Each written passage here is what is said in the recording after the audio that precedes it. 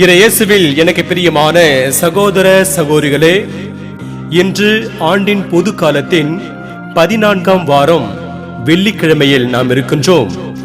இந்த நாள் உங்களுக்கு நல்ல நாளாகவும் இனிய நாளாகவும் அமைய வாழ்த்துகிறேன்.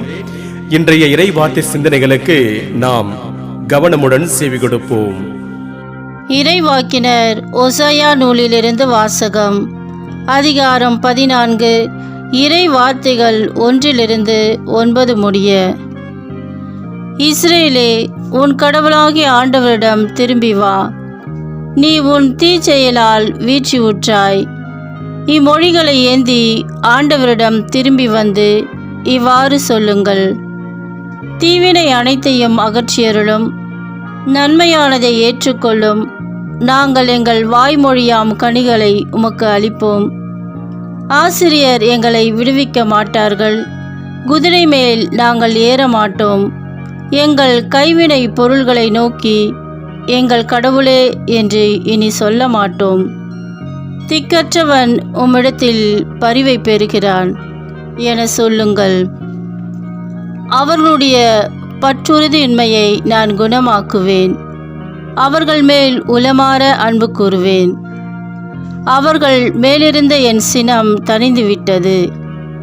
நான் இஸ்ரேலுக்கு பனி போல் இருப்பேன். அவன் லீலி போல் மலருவான். லெபனோனின் மரம் போல் வேரூன்றி நிற்பான். அவனுடைய கிளைகள் விரிந்து பரவும். அவன் பொலிவு ஒலிவ மரம் போல் இருக்கும். லெபனோனை போல் அவன் நறுமணம் பரப்புவான். அவர்கள் திரும்பி வந்து என் நிழலில் குடியிருப்பார்கள். கோதுமை போல் தழை தோங்குவார்கள். திராட்சை கொடி போல் செழிப்படைவார்கள். லெபனோனின் திராட்சை ரசம் போல் அவர்களது புகழ் விளங்கும். இனிமேல் எப்ராயிமுக்கு சிலைகள் எதற்கு? நானே அவனுக்கு செவிசாய்த்து அவன் மேல் அக்கறை கொண்டுள்ளேன். நான் பசுமையான தேவதாரு மரம் போன்றவன். உன் கனி எல்லாம் என்னிடமிருந்தே வரும். ஞானம் நிறைந்தவன் எவனோ அவன் இவற்றை உணர்ந்து கொள்ளட்டும். பகுத்தறிவு உள்ளவன் எவனோ அவன் இவற்றை அறிந்து கொள்ளட்டும். ஆண்டவரின் நெறிகள் நேர்மையானவை. நேர்மையானவர்கள் அவற்றை பின்பற்றி நடக்கிறார்கள்.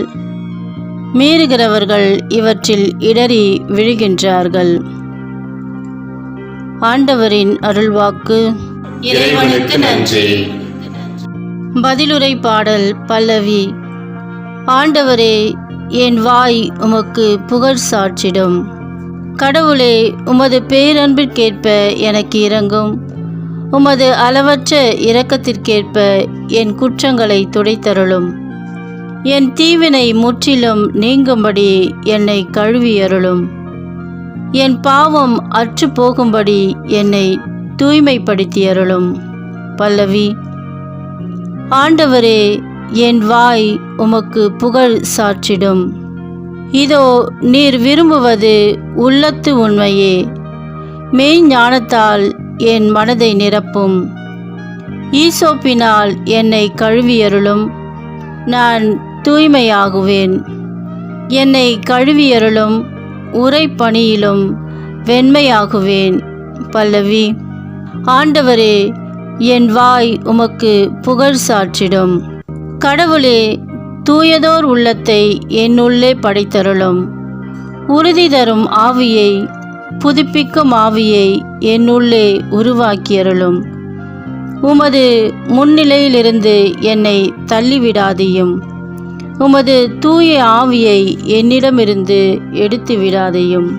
பல்லவி. ஆண்டவரே, என் வாய் உமக்கு புகழ் சாற்றிடும். உம் மீட்பின் மகிழ்ச்சியை மீண்டும் எனக்கு அளித்தருளும். தன்னார்வ மனம் தந்து என்னை தாங்கியருளும்.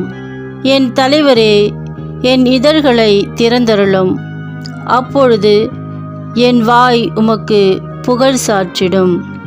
பல்லவி. ஆண்டவரே, என் வாய் உமக்கு புகழ் சாற்றிடும். அல்லேலுயா, அல்லேலுயா. உண்மையை வெளிப்படுத்தும் தூய ஆவியார் வரும்போது அவர் முழு உண்மையை நோக்கி உங்களை வழிநடத்துவார். அவர் என்னிடமிருந்து கேட்டு உங்களுக்கு அறிவிப்பார். அல்லேலூயா.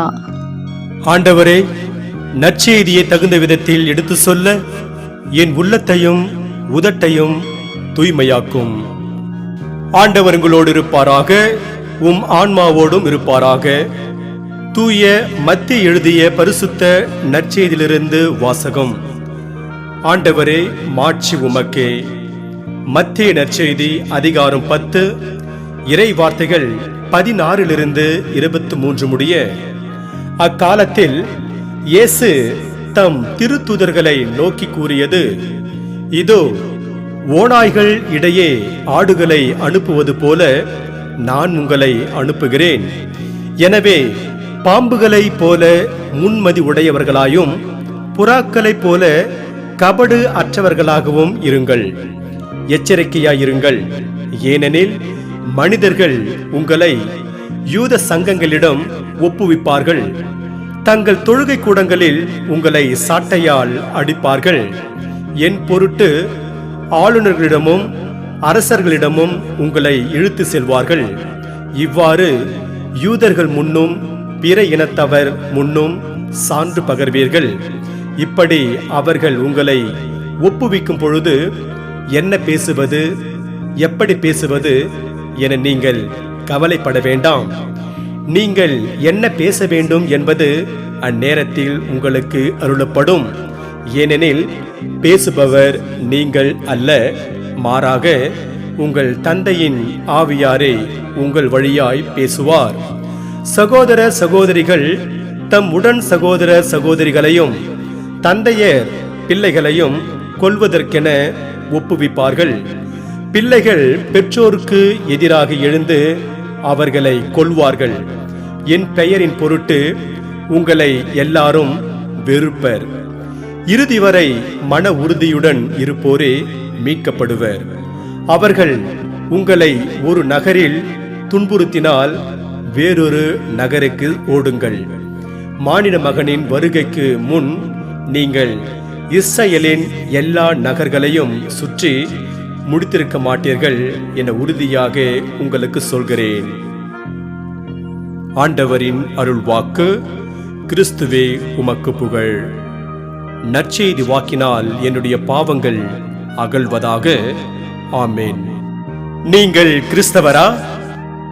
இறையேசுவில் எனக்கு பிரியமான சகோதர சகோதரிகளே, லிவிங் ஃபெய்த் என்ற நூலில் அதன் ஆசிரியர் ஜிம்மி கார்ஜர் ஒரு நற்செய்தி பணியாளரை பற்றி சொல்கிறார். பொது நிலையினரான இவர் ஊர்கள் தோறும் சென்று நற்செய்தியை அறிவித்து வந்தார். ஒரு நாள் இவர் ஒரு விவசாயியை பார்த்தார். அவரிடம் இவர், நீங்கள் கிறிஸ்தவரா என்று கேட்டபோது அதற்கு அவர் ஒரு காகிதத்தை எடுத்து அதில் ஒரு சிலரின் பெயரை எழுதி, இவர்களிடம் என்னை பற்றி விசாரியுங்கள், அவர்கள் சொல்வார்கள் நான் கிறிஸ்தவரா இல்லையா என்று.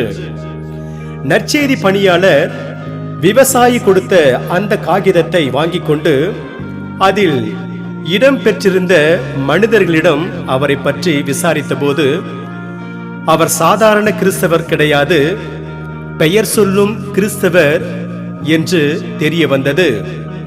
ஆம், இறையேசுவில் பிரியமான சகோதர சகோதரிகளே, கிறிஸ்தவர்கள் பெயருக்கு கிறிஸ்தவர்களாக இல்லாமல் பெயர் சொல்லும் கிறிஸ்தவர்களாக அல்லது சான்று பகர்கிறவர்களாக வாழ வேண்டும். அதைத்தான் இந்த நிகழ்வு நமக்கு உணர்த்துகிறது. இன்று நாம் வாசிக்க கேட்ட இறை வார்த்தை நாம் இயேசுவுக்கு சான்று பகர வேண்டும் என்ற சிந்தனையை தருகிறது. இயேசு திருத்துதர்களை பணித்தலங்களுக்கு அனுப்பும்போது அவர்களுக்கு கூறும் அறிவுரைதான் இன்றைய நற்செய்தி வாசகம்.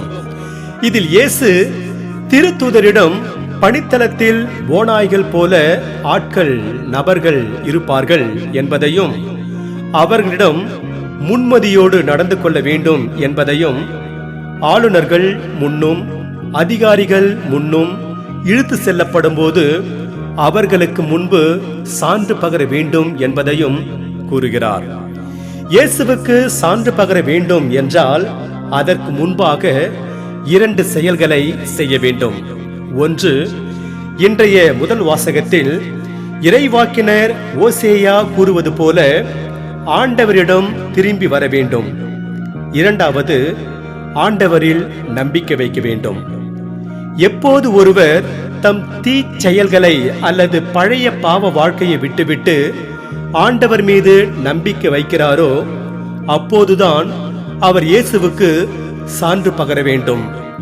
சீடர்கள், அதிலும் குறிப்பாக மத்தேயு, தனது வரித்தண்டும் தொழிலை விட்டுவிட்டு நம்பிக்கையோடு இயேசுவிடம் வந்து அவருக்கு சான்று பகர்ந்தார்.